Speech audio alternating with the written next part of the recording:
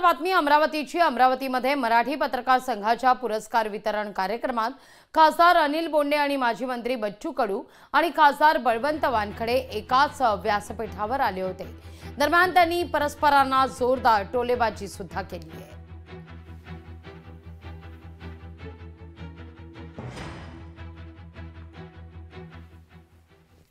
5-6 वर्ष अगोदर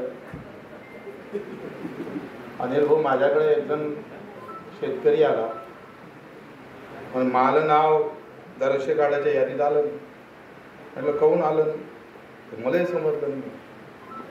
पण मी ज्याच्या ट्रॅक्टरवर कामाला आहे म्हणे भाऊ, त्याचं नाव आलं म्हणे मालकाचं, मला आलं नाही।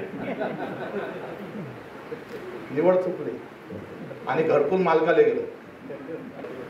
तुम्ही योग्य बिलकुल सगळ्याला समान, आता समान आणि समानता, सर्व धर्म समभाव, आता हा विषय संपलेला आहे।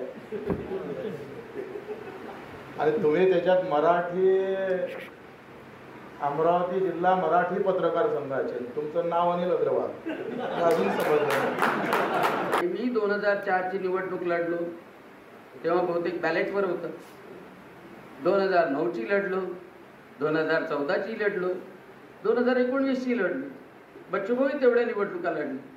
मी 2009-2014 मध्ये निवडून आलो त्याच मशीनवर।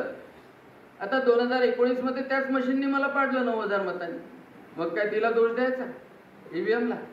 पडल्यानंतर मशीनवर खापर, आणि जिंकलो तर लोकशाही जिंकली, जिंकलो तर लोकशाही जिंकली।